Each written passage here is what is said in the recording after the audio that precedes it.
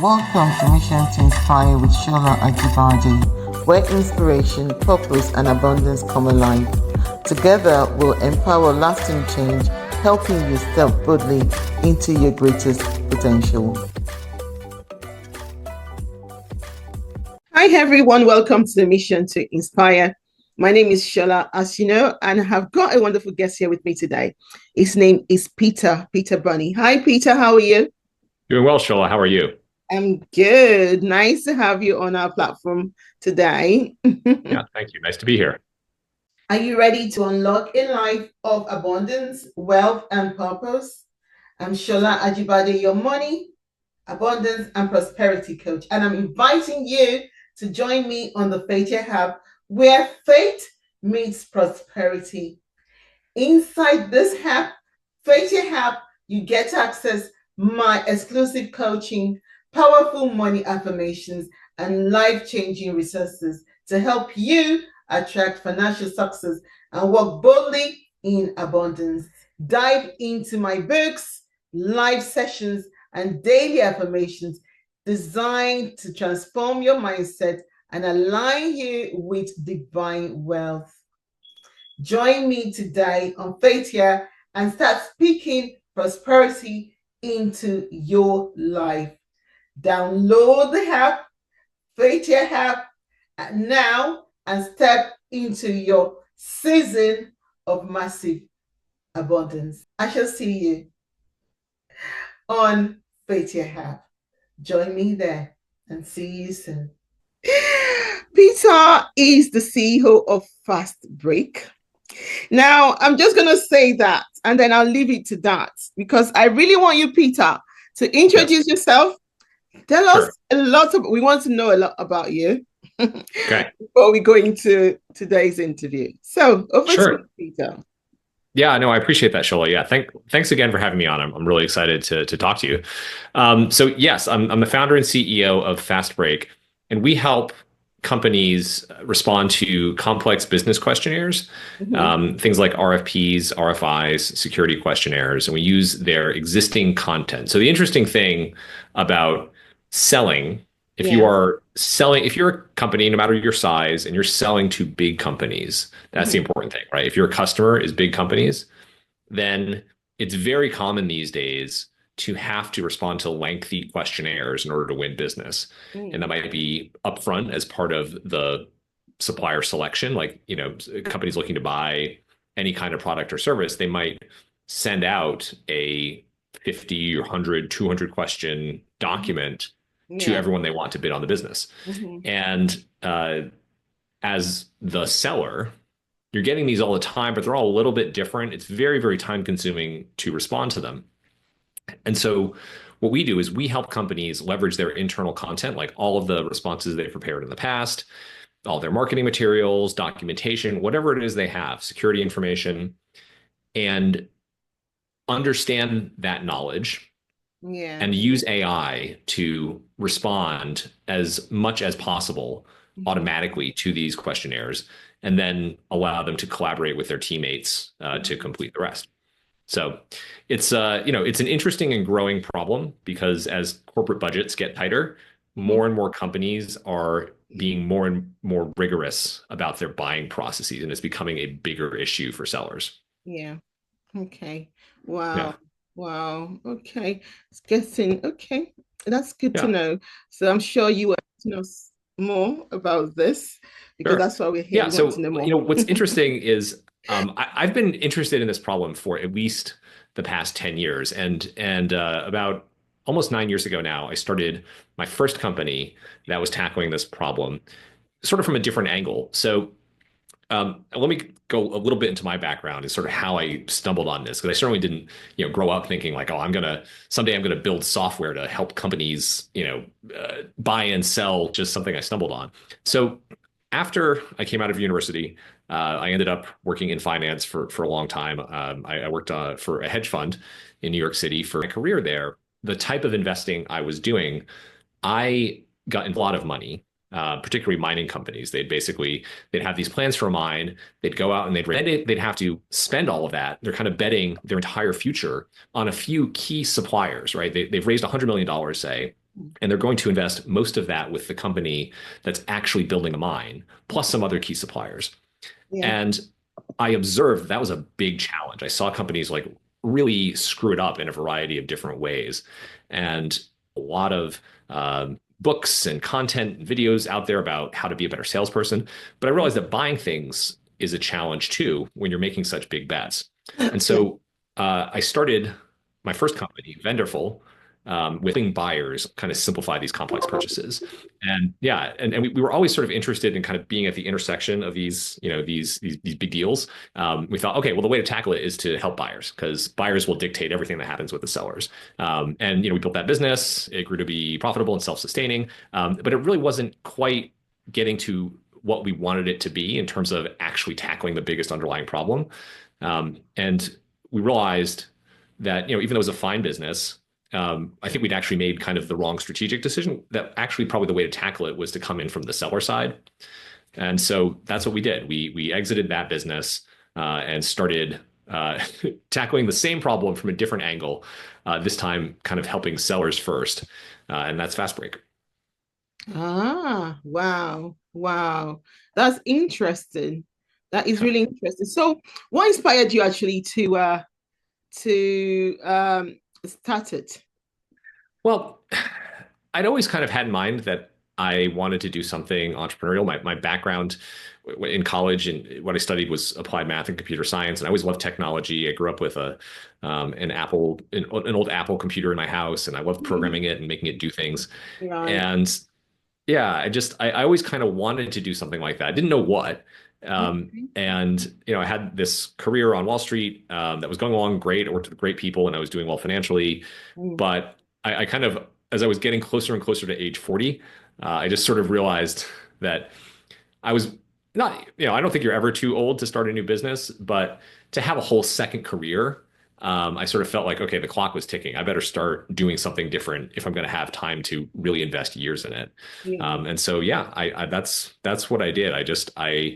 I felt like there was this part of my career or part of my growth as a person that I sort of hadn't yet accomplished, which was sort of starting and growing a business. And so I took the leap. I just did it. Right. Right. Wow. Wow. So Fastbreak is is a fascinating extension of Vendorful, which is Mhm. your other company that you Yes. build.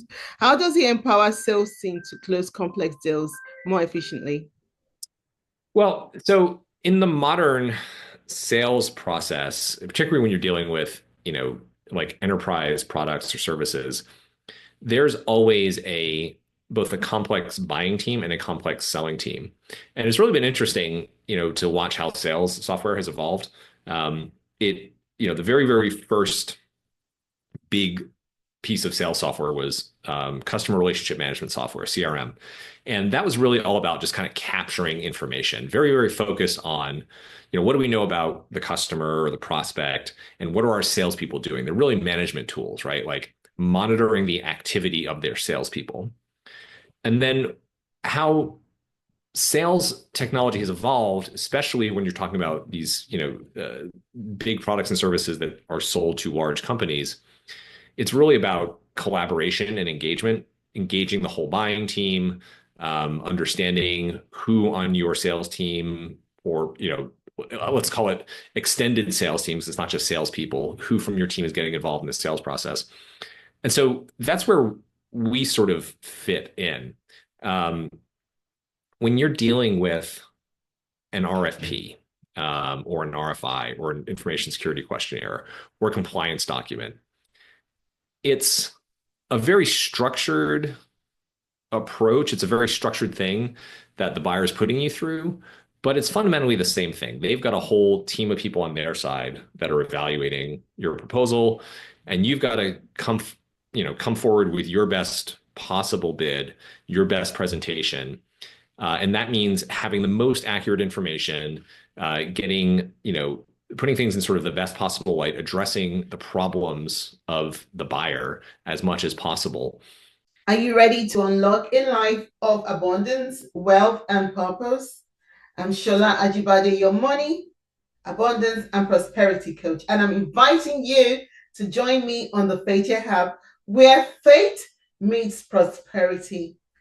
Inside this hub, Faith Hub, you get to access my exclusive coaching, powerful money affirmations, and life-changing resources to help you attract financial success and walk boldly in abundance.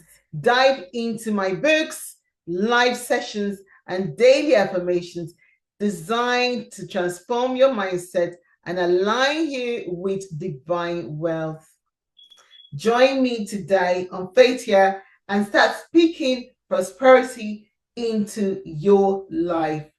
Download the app, Faith Here app, now and step into your season of massive abundance. I shall see you on Faith Here app. Join me there and see you soon.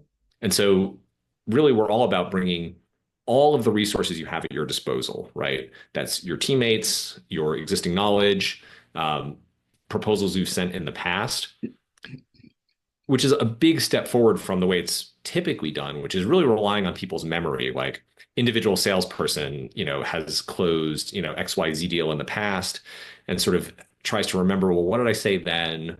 What was effective? What kind of information did I use? With Fastbreak, all of that information is sort of in one central place, and AI enables you to bring the right information out in the sales process through these structured processes. So yeah, that's the big thing, is really just unlocking the information that your organization already has, so that you can bring it forward, as efficiently as possible. Right. Wow. Okay. So, leadership, I'm sure leadership is one of those very interesting topics for you, especially in your organization, because you're the leader there. Mm-hmm. What lessons from your entrepreneurship journey have shaped your leadership style? Yeah, really good question.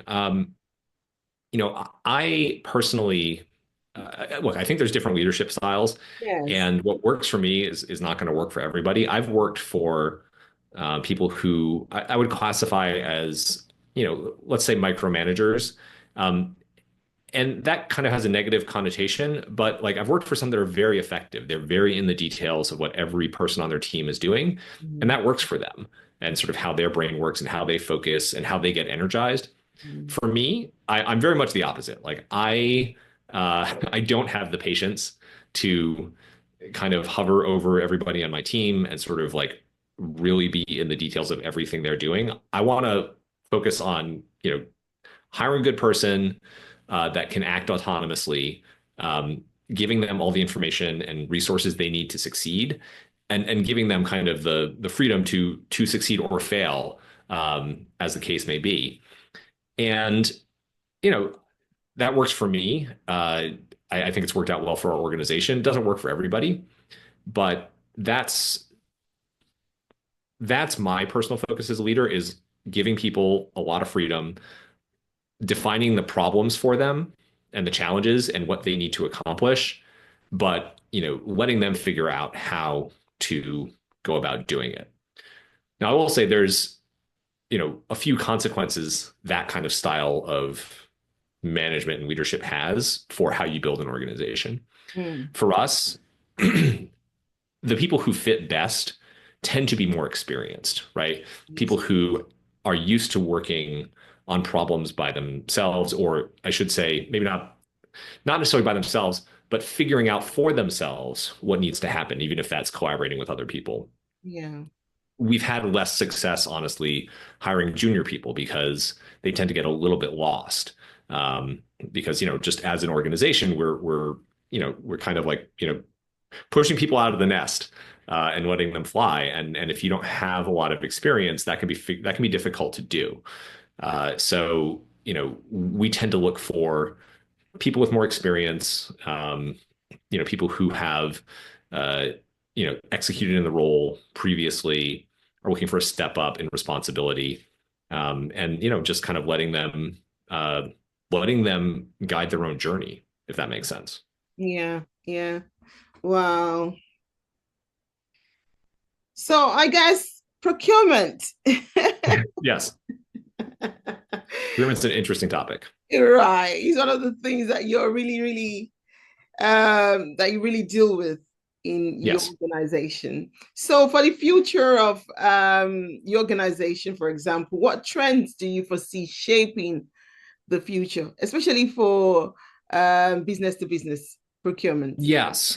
Yeah. So look, the thing that's on everybody's mind in every industry, of course, is Yes. AI, Mm. right? Yes. And I saw an interesting statistic recently that the biggest early adopters in large organizations of AI technology Mm. is procurement, which is not what I expected. You would think IT maybe, or kind of more maybe sales, Yeah. but really procurement is going.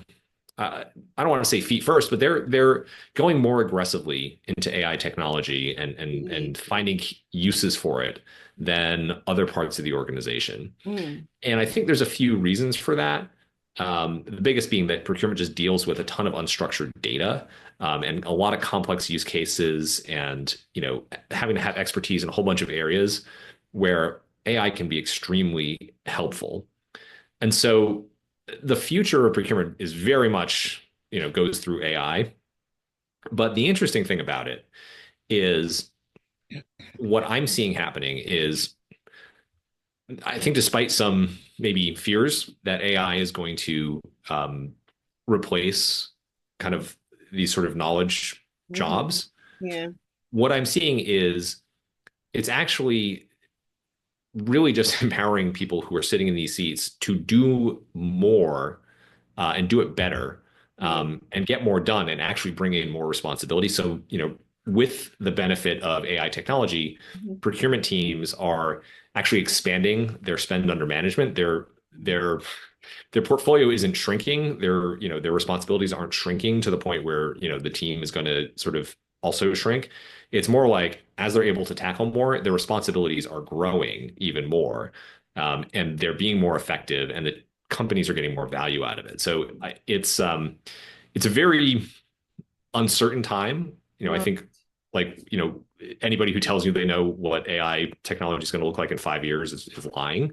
Uh-huh. But the trend that I'm seeing so far is very much towards one of more empowerment for people sitting in those seats, and a lot more responsibility, which I think is really interesting. Wow, wow. Have you got any advice for entrepreneurs out there, especially the aspiring tech founders looking to create solutions like you did? I have a lot of advice. So I guess okay. I'll try to pick three things. One is it's one. Yeah, I'll focus first on just getting started and taking the leap. Whatever it is you want to do, just do it. Whatever. It's very easy when you're starting out to think that you have to cross off a bunch of steps before you put yourself out there, put out your business. And however much you think you have to do before you go for it, you probably can cut that by 90%. Just, pick the smallest possible thing you can do and just do it. If you're thinking about building software, say, so that's what I'm familiar with, before you even, write a line of code or hire an engineer or anything like that, um, write down what it is you want to do, who you think would buy it, and then go find a bunch of those people on LinkedIn and reach out to them and say you just want their advice. What I've found is that if you reach out to people on LinkedIn asking for advice, uh, there's a very high rate of people responding yes, because they're interested and they actually want to help people. So find people in your target market to talk to and test out whether there's a market for it, right? You can start reaching out, start getting feedback on what you're doing way earlier than most people think you can. You don't have to build a product, you don't have to start the business. Just start doing the steps that you'd be doing, uh, you know, if you were running the business, Right. selling, reaching out to people, just do it. And then I said three. I'm gonna stick to two. Uh, that's a good starting one. Then I think for people that are a little bit further in to the journey, Yeah. that have, have a product, are doing sales, have some customers. Mm-hmm. I know one mistake that I made the first time around with Vendorful is I don't have a background in sales, and I felt that I needed to hire a salesperson as Right. soon as possible, get a professional salesperson who knew what they were doing. Yeah. And what I've discovered, through trial and error, Mm. is that um, it is almost, yeah, it's almost certain that as an entrepreneur, you want to hire a salesperson too early. Yeah. Build a bigger customer base, get to the point where, look, even if you're not comfortable with sales, I'm not a great salesperson. What I've learned is I have to be at the point where I am overwhelmed by the amount of sales work that I'm doing. Not just outreach, but actually like having meetings with prospects, following up with people, like actual, real pipeline opportunities. Mm. Get to the point where you are overwhelmed with that, and then hire a salesperson. That's my second bit of, more, targeted tactical advice for anybody who's in B2B. Who's going to be okay? Great. Thank you so much for joining us today. Have you got any you've already given us advice, but before we go into inspirational advice, is Yeah. there and how would you like people to actually contact you if they want to? Sure. Easiest way to find me is on LinkedIn. I'm very, very easy to find on LinkedIn. There aren't a lot of Peter Bonnies out there. I think I'm the most active Peter Bonney on LinkedIn. So just search for me there, or you can go to fastbreakrfp.com. Right, right. Thank you so much. Thank you, Um, Shola. Before we go, I know you've Yeah. given us advice, but any inspirational advice? So embrace failure. The Raise failing at failure. something is the best thing. Fail fast, fail often. Whatever however much you think you don't. Like the whole entrepreneurial journey is about learning, and you learn from your failures. So just get out there, put yourself out there, put yourself in a position to fail, to mess up, and embrace it. You're gonna feel bad. You're gonna feel a little embarrassed. Sometimes you're gonna, demo a product and it's turns out to be too rough around the edges. Whatever it is, you're talking to the wrong person. They're not impressed. Doesn't matter. You just got to get out there, put yourself in position to fail, Mm. learn from it, and move on. And that's the entire entrepreneurial journey right there. Thank you so much for joining us today. Thank you so much, Peter. Thank you, Shola. And, and until next time, it's Shola and Peter on Mission to Inspire. Thank you, everyone. Goodbye.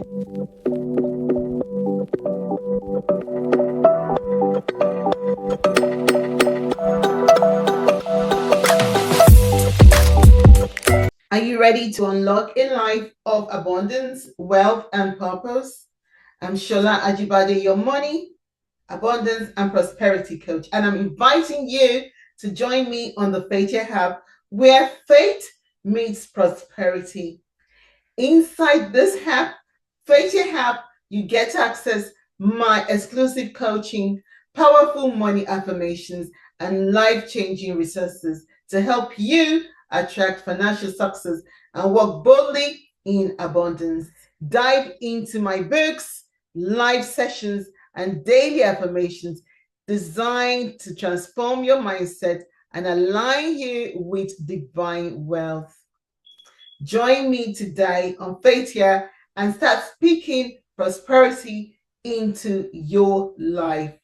Download the app, Faith Here app, now and step into your season of massive abundance. I shall see you on Faith Here app.